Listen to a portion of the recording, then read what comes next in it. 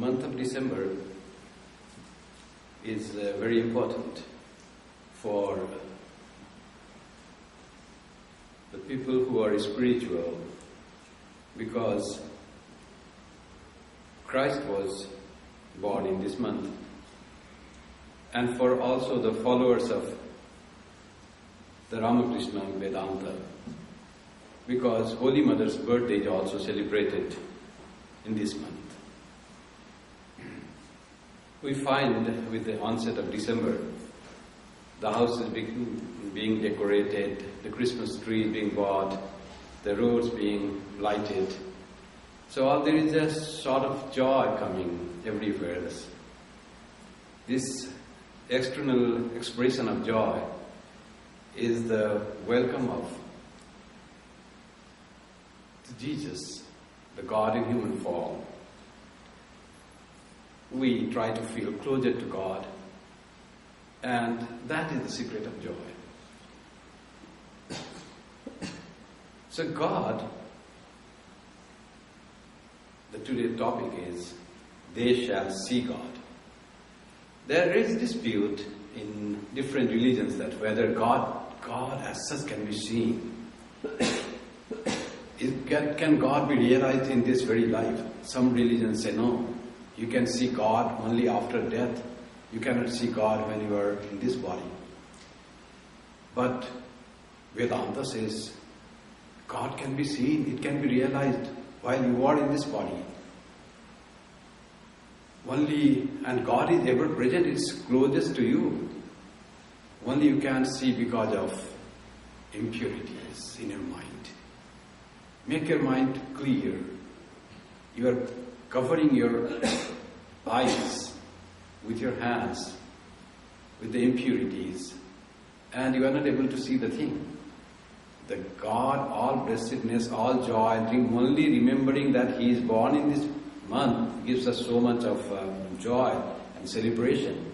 And if God comes to me, we come face to face with God, what infinite happiness it will produce.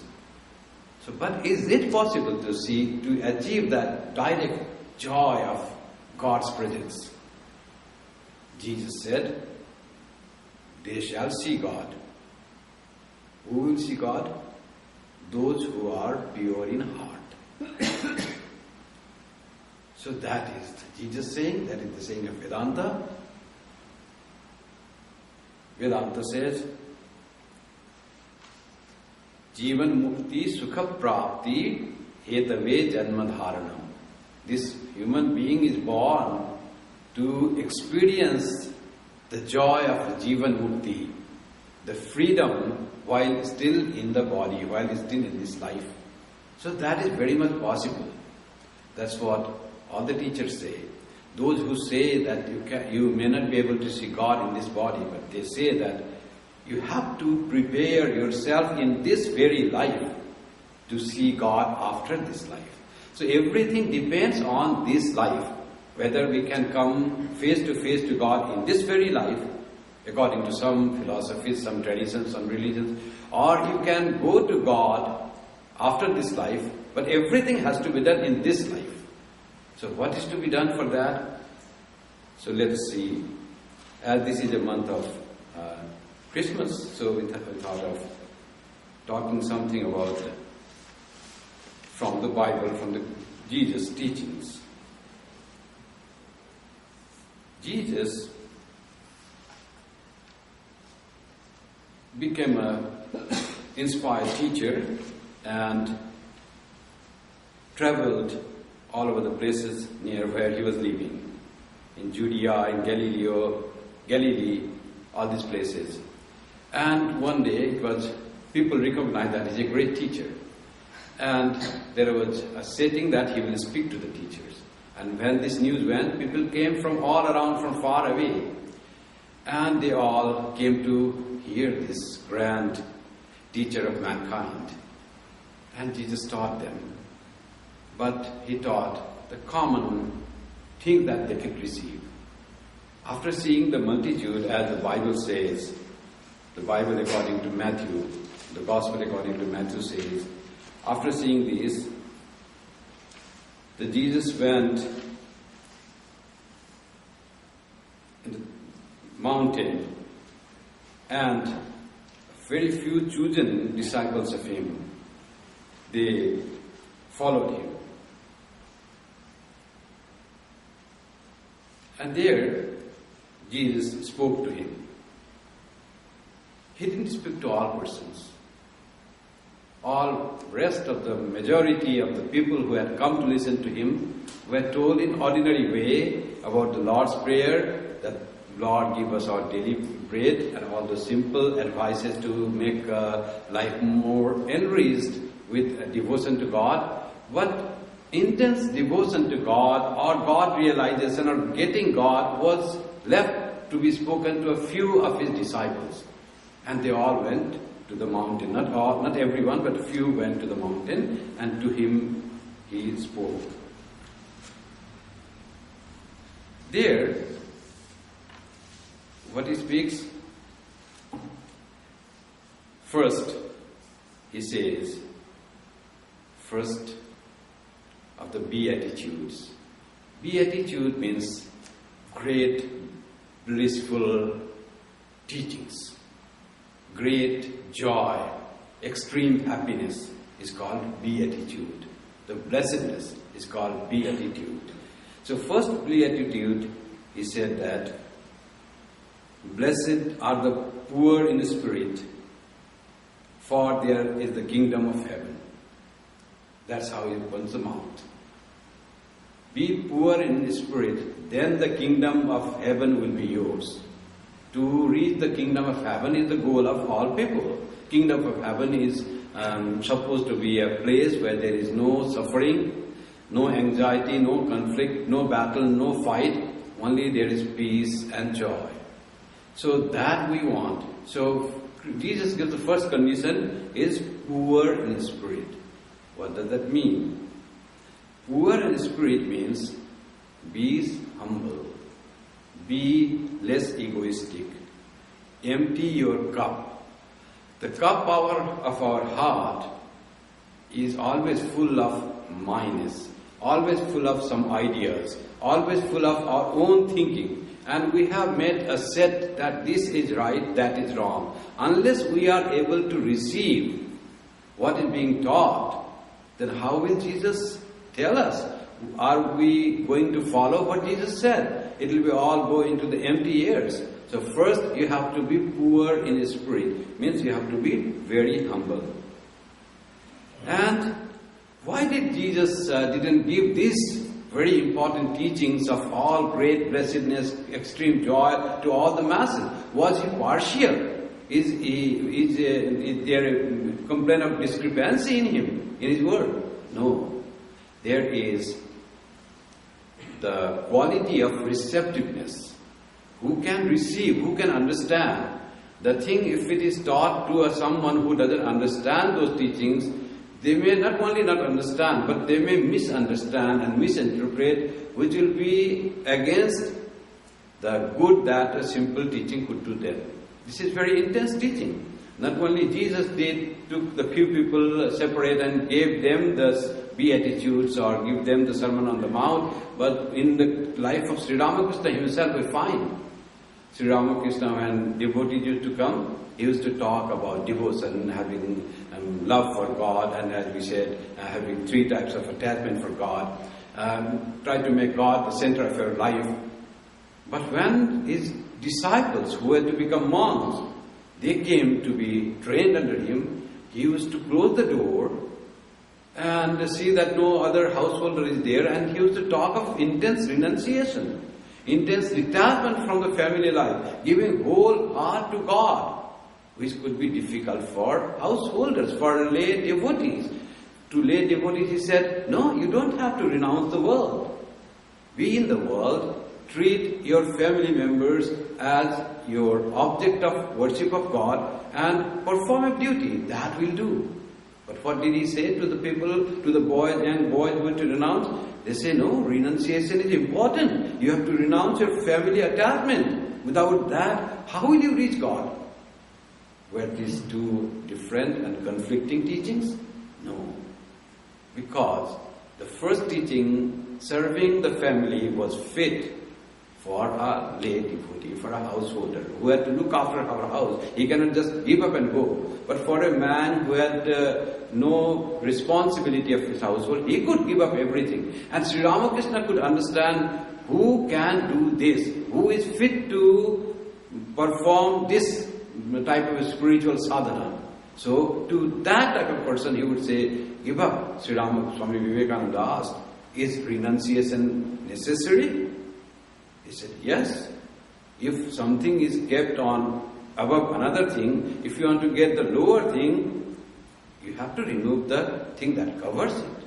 Otherwise, how will you get that? So if your all attention, all work, all your endeavor, energy is spent in maintaining your family, how will you give your 100% of your mind and energy in search of God? So you have to be detached from all family responsibilities and give your fully yourself in the pursuit of God. That is called renunciation. That is called be a monk. That's what he said. But that was only for a very, very few, not for all. So that's what the Jesus did here. He took a few of them who would be his disciples, took to the mountain and talks about how can one devote completely for the service of God. So first he said, who can get the kingdom of heaven? Poor in spirit, very humble. Be prepared to receive. Be prepared to renounce all your difficulties, all your attachments.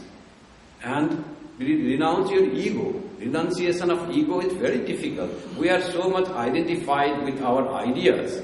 What I think is right. What you think is wrong. However, you try to explain a person and say, brother, what you are thinking seems not to be right thing. He says, no, you don't know. That ego doesn't let him hear what another person is saying.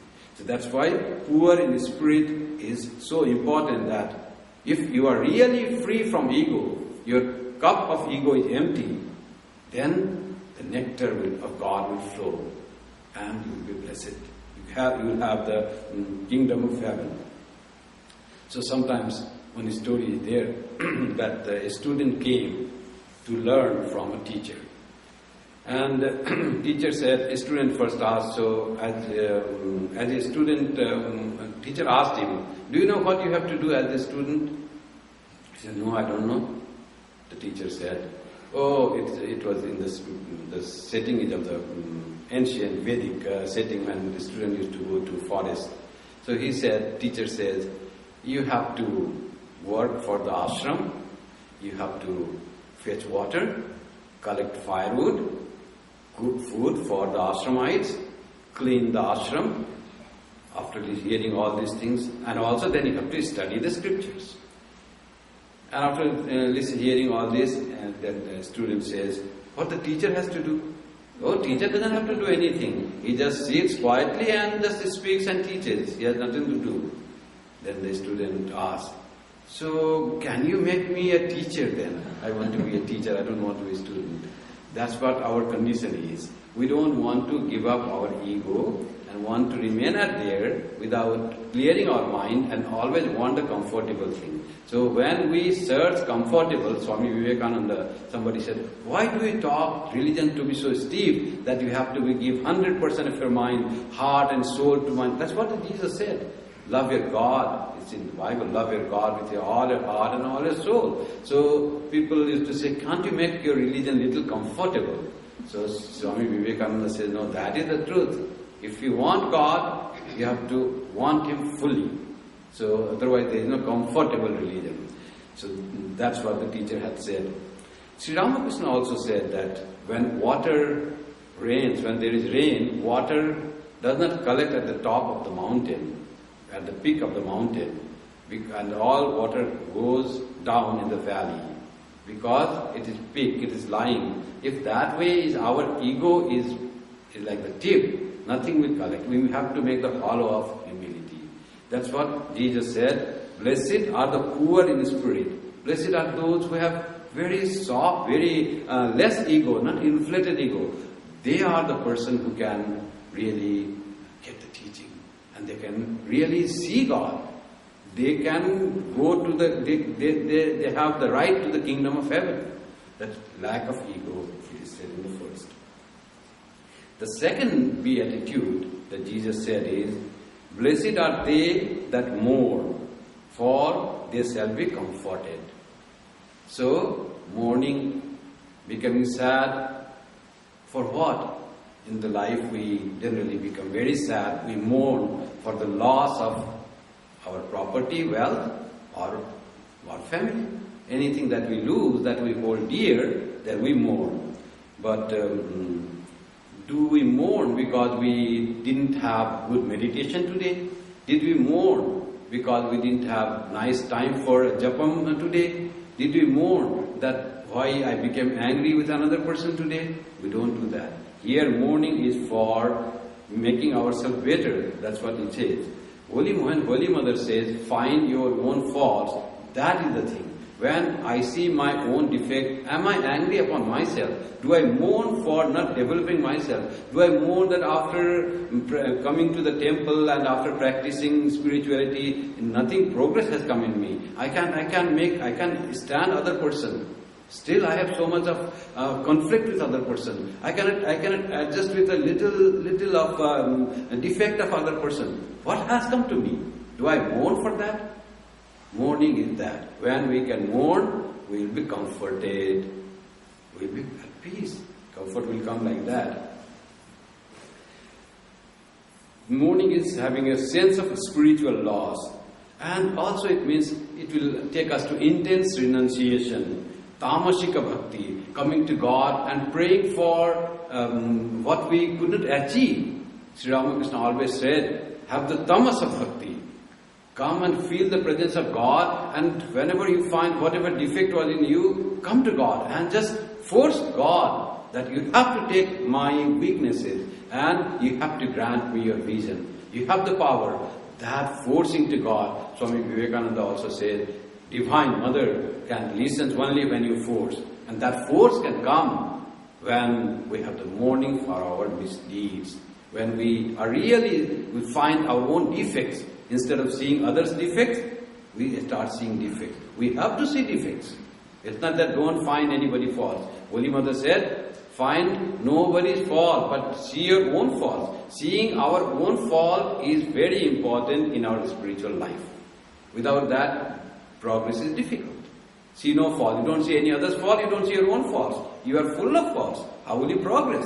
There has to be progress. There has to be transformation. And that will come when you judge yourself. What weakness I have. What things wrong I do. Then slowly when we understand wrong, our own wrong, then our ego starts being chopped. The top ego, that mountain peak starts being chopped. Oh, I have this. Then the thing comes. Unless we find our own defect, we see our own inside, we will not try even to reduce that ego. And that mourning is intense feeling for that to make ourselves right. Right understanding of the self and distinguishing it from non-self. So we're talking about atasmin tad buddhi. That is mourning for our wrong conduct. What is that ultimately it comes? Something misunderstanding. We're forgetful of our own self, of Atma, and consider our body as the Atma. Are we suffering because of that? I am so much identified with myself with this cage of flesh and blood and this material thing. And I forget that my real nature of pure consciousness, pure love, pure existence. Do I have such an intense feeling of pricking into my conscience that I am not able to think myself as the Atma? So that will be the mourning. There will be pricking thought in me that I am not progressing. My mind is not thinking the right thing. Sri Ramakrishna said, weep for the vision of God. When that sort of feeling comes, why I am not progressing? Why my mind doesn't flow to God? I sit to think of God for one moment. One moment he thinks of God, as this beautiful song was being sung in the morning about the Krishna. Just remember the Krishna having peacock feather on the head and having the yellow cloth. Just think of Krishna, how short time our mind is fixed on that. If we can think of divine in any form, in any idea, That is purifying the mind. That gives us so much joy. Just think of Krishna, just think of Kali, just think of Jesus. Think of Allah, any divine idea that you have, or any divine form that you can think. Just think, and you are purified.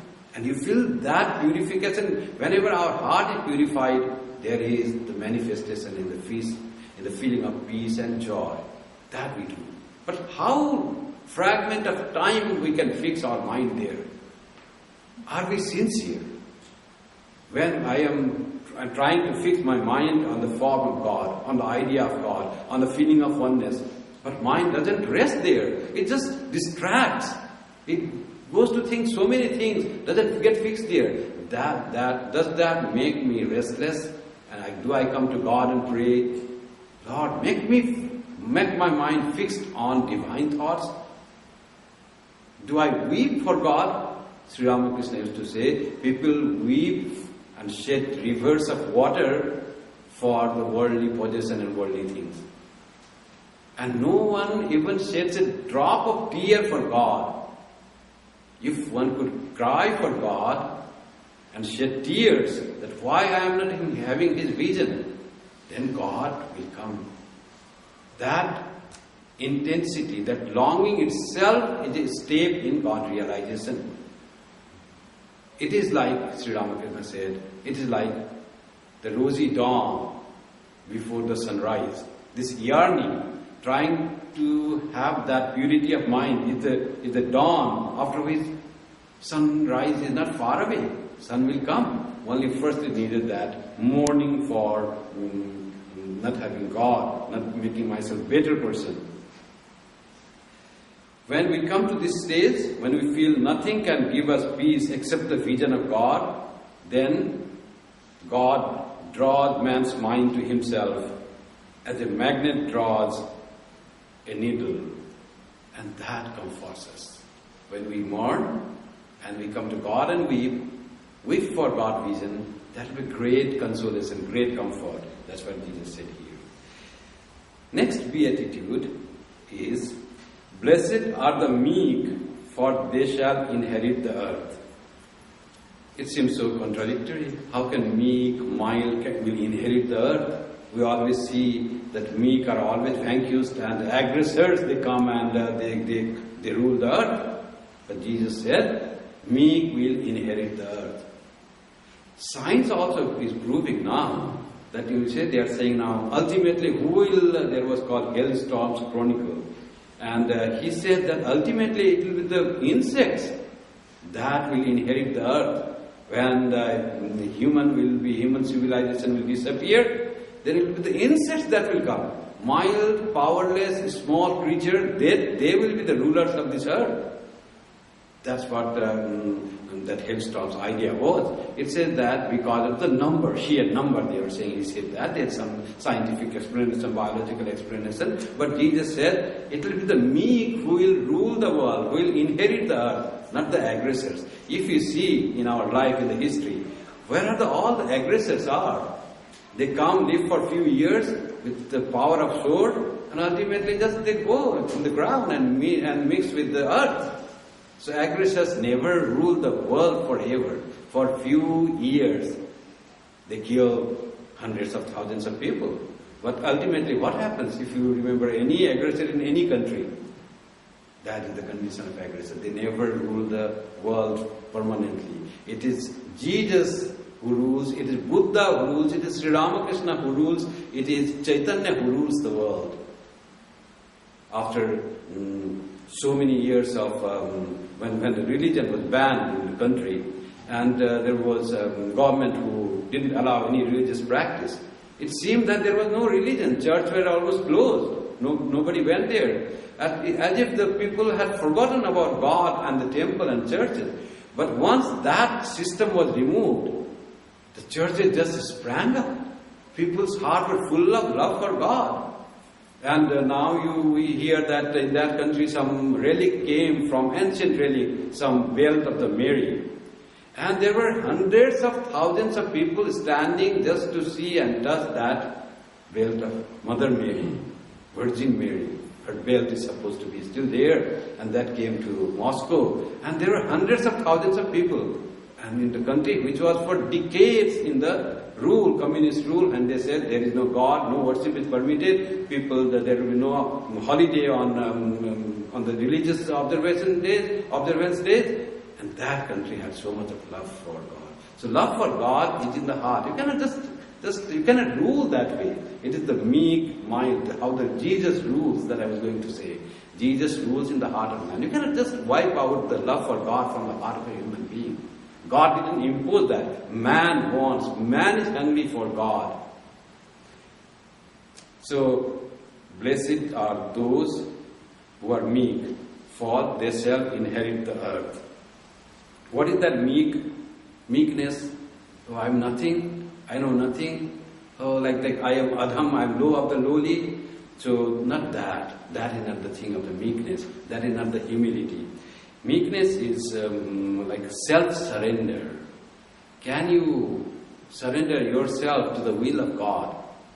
Can you, after all your effort, finally will you say that the result of the work depends on the will of God? That is the final thing. I will try to do it. I'll put my full energy, but final result will come as God wills. Have that self-surrender, then that will be the meekness. So Sri Krishna said in the Gita, you want to know the truth? Go to the teacher. Surrender himself. And he says, what he said, surrender, tad vidhi, know the truth. Tad vidhi pranipatena pariprasnena sevaya. Upadekshanti te jnanam jnaninas tattvadarshina. There are people who know the truth. You have to approach them to know the truth. And what you will do by approaching him? Surrender completely yourself.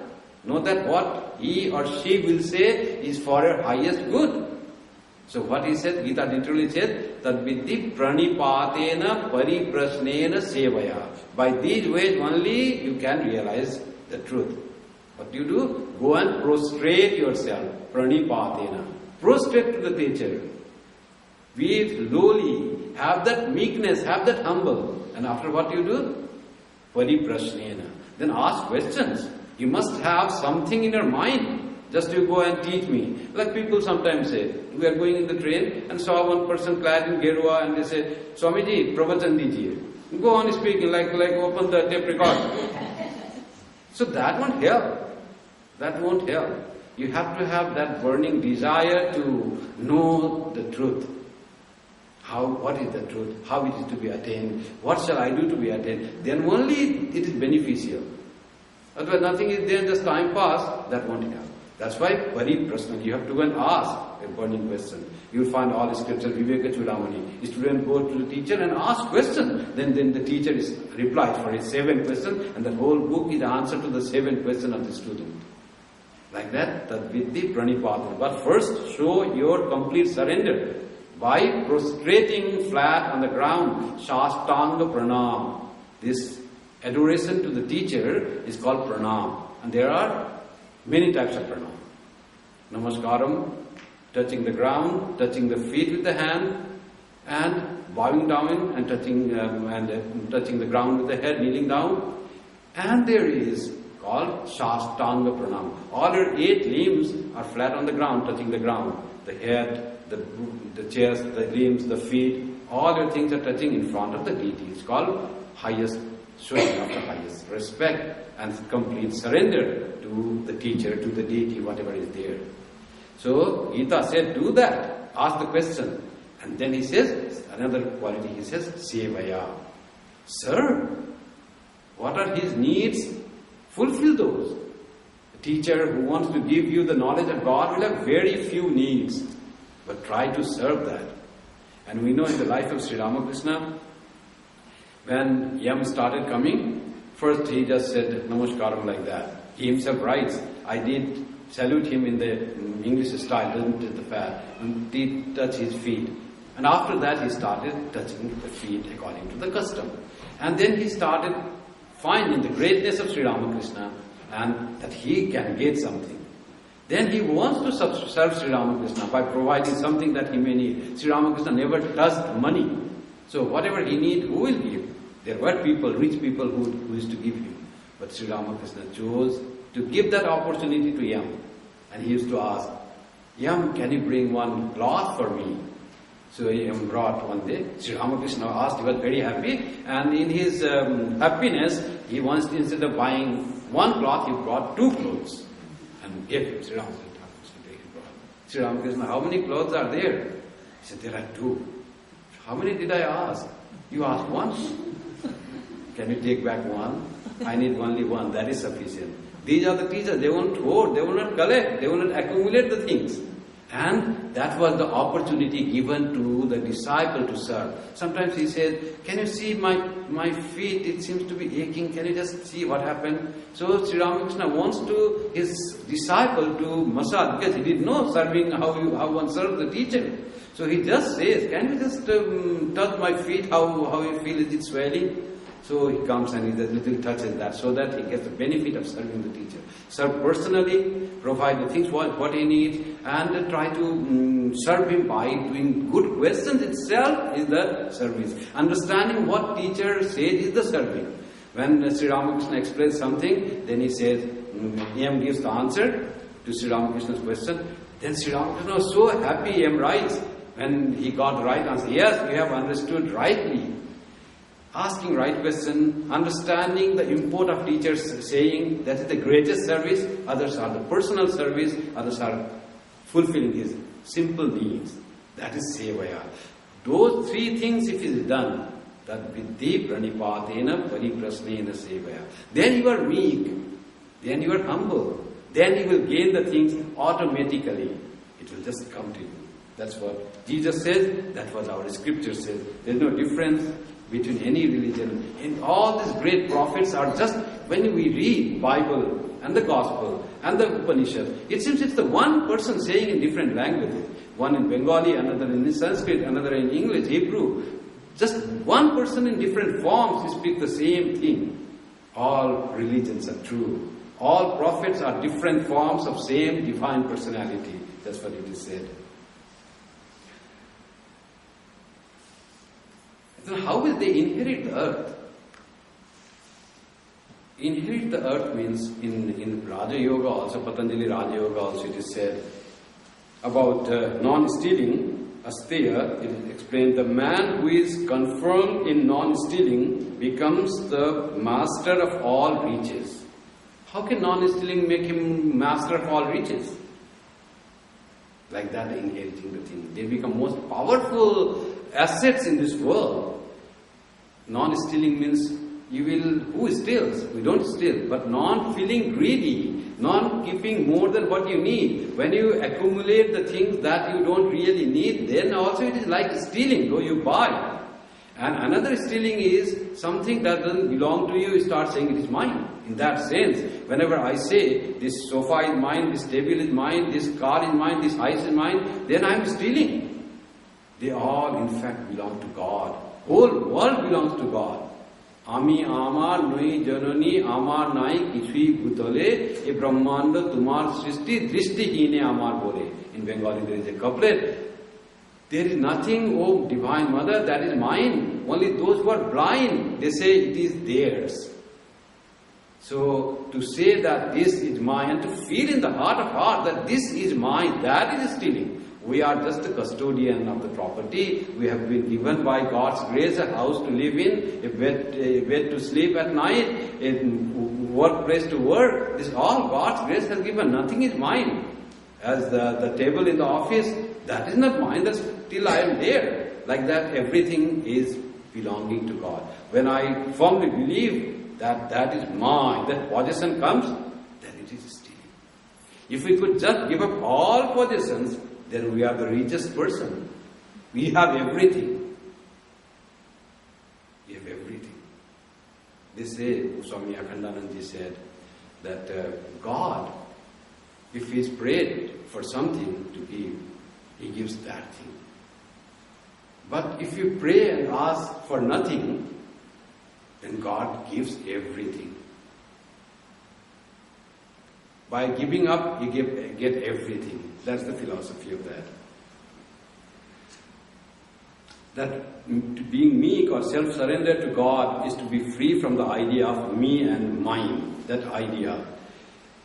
So, Sri Ramakrishna also said that get rid of the idea of family, wealth and friend belongs to you. And he said to live like a maid servant who is working in the rich man's house and treats that house as her own, lives there and says that the rich man's son is my son, my house, my room. But in the heart of hearts she knows that nothing belongs to her. Next day if the master says that you have now work finished, go, nothing is yours. We feel that in our office, don't we?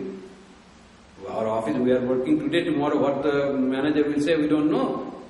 We may be laid off. We say that is my table, that is my chair, but we know how long it is mine.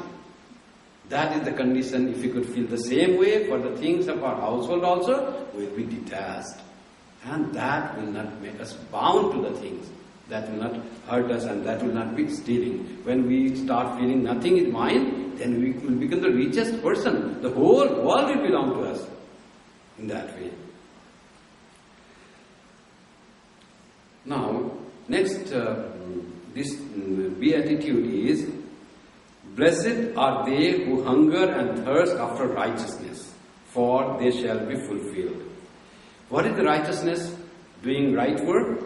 Righteousness here doesn't merely mean only doing good works or having moral qualities, moral values, but to have hunger and thirst after God Himself. To want God. God is my first priority. That is righteousness is ours. And if we have that righteousness, your righteousness shall be fulfilled. You will be all filled. You will get what you want. Sri Ramakrishna said, cry to Him with a yearning heart. And he said, have intense longing. As it has been read, that have three attachments for God. As a mother loves her child, as a miser loves his wealth, and as a wife loves her husband, or a husband loves her wife. So if there is this attachment, three attachments put together, how intense is that longing, that attachment, that love, that liking. Put that liking for God, and then God will come to you. That is the righteousness being described here. The next is, blessed are merciful, for they shall obtain mercy. So this is always wonderful quality that we need to have. Mercy, sympathy, compassion. That makes our heart broad and purified. And by that broadened and purified heart only can we call God. What is Patanjali also said that Maitri Karuna Mudita Upekshanam Sukhaduka Punya Punna Vishayanam. Undisturbed calmness of mind is attained by cultivating friendliness towards happy, mercy and compassion for the unhappy, delight in the virtuous and indifference towards the wicked. How should we deal in this world has been so nicely explained by Patanjali here. So, when someone is very happy, we should feel friendly toward that. Maitri. Oh, he has become happy. Rejoice that happiness of other person. And another person is somehow unhappy. So have mercy for them.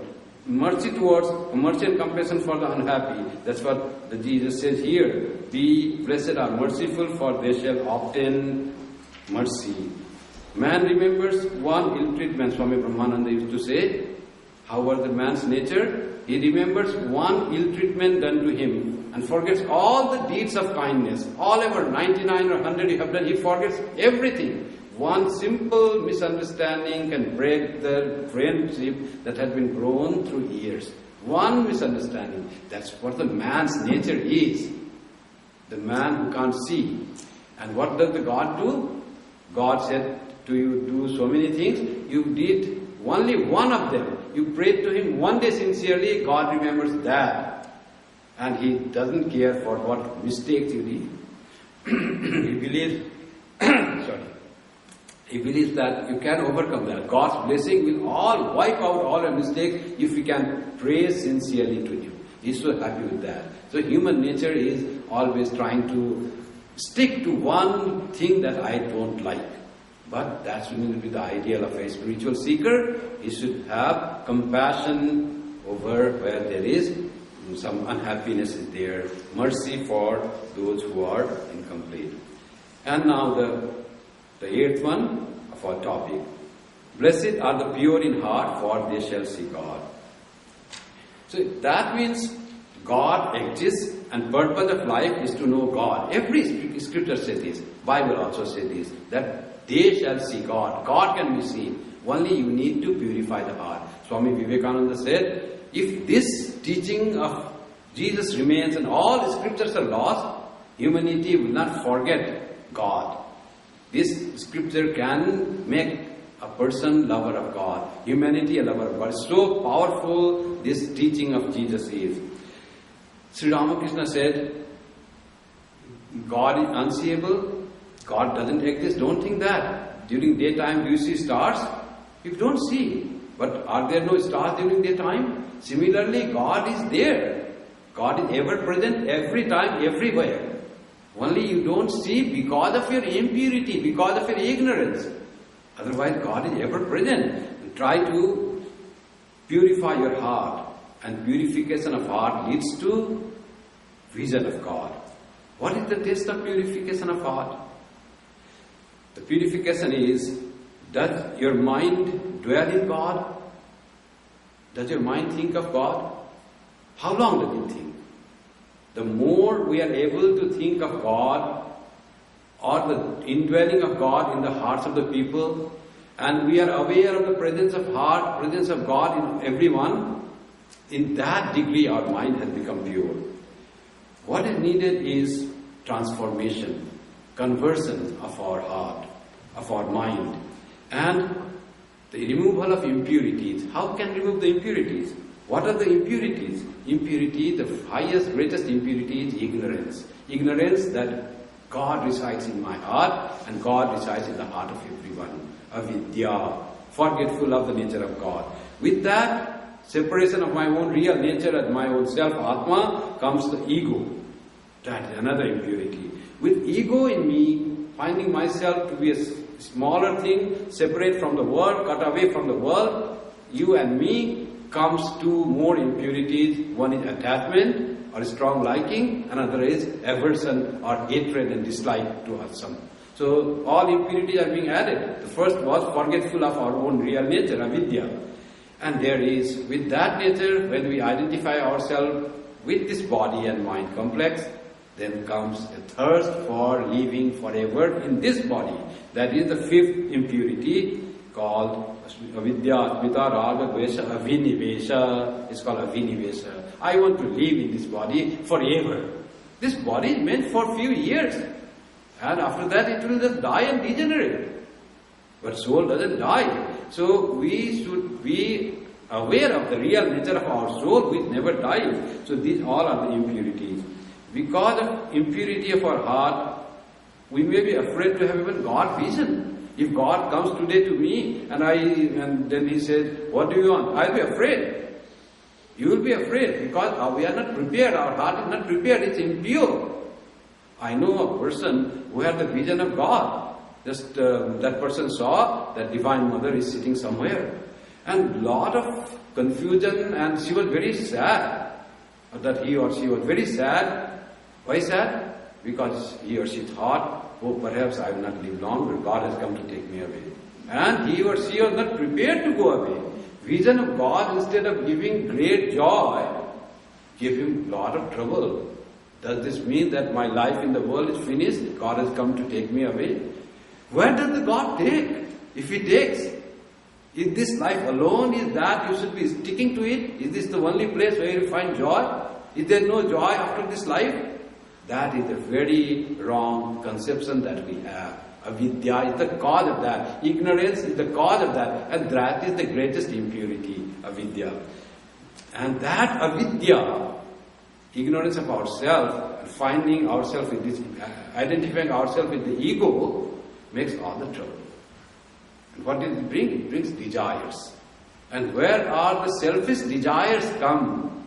I want possess this, I want name, I want fame, I want wealth, and all these desires, so many desires, I want to enjoy this, and with all those desires, God goes far away.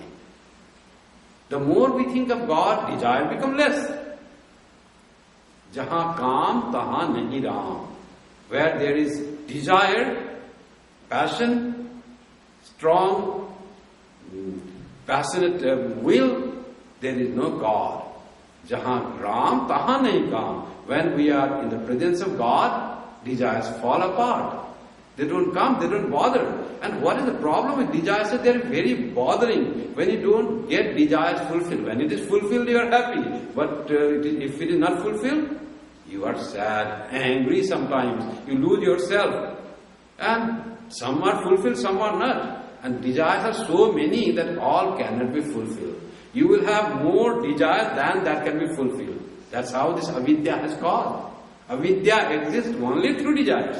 If there were no desires, there would be no avidya. Desire to live, desire to like, desire to hate, all are the results of avidya.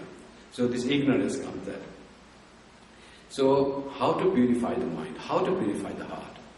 Best is devotion to God. Thinking of God.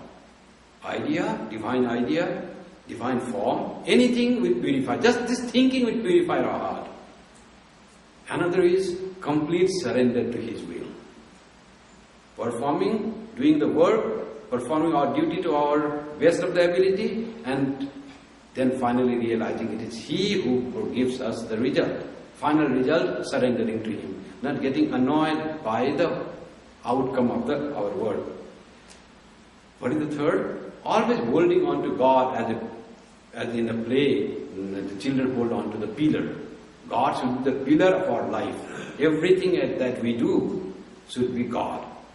In ancient times, in olden times, still there is practice. Some fruit came, nice fruit. The first fruit came, mango, it has to be offered to God. God is the pillar. Everything that happens. So you are getting your daughter married to someone, and then the invitation card you go to and give to the God. Lord, I have this.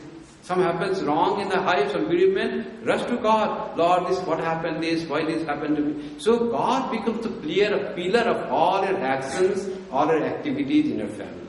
Whatever good happens. And there is the saying that when you go to your office or your work, bow down to God and pray to Him that the day remains good and happy and peaceful, and you could act according to His pleasure. You will not annoy Him. You will not do something that He doesn't want. So, and when you come and report, Lord, I did this mistake, but you saved me here. Like that, if you start reporting and taking permission to God, from God, reporting to God and taking permission from God, we will become more purified in heart. More closeness to God will come. And after that comes, then we will see God. Feel you are the Atman, pure and divine. Always to assert our divinity. In reality, I am divine. Whatever weakness I have, or just weakness of this body and mind, which really I am not. So assert the goodness that is in you. Don't say yourself as the sinners. You are not sinners, Swami Kripamayananda said that. And final, most easy is silent repetition of God's name. That is also very powerful too, to purify our heart.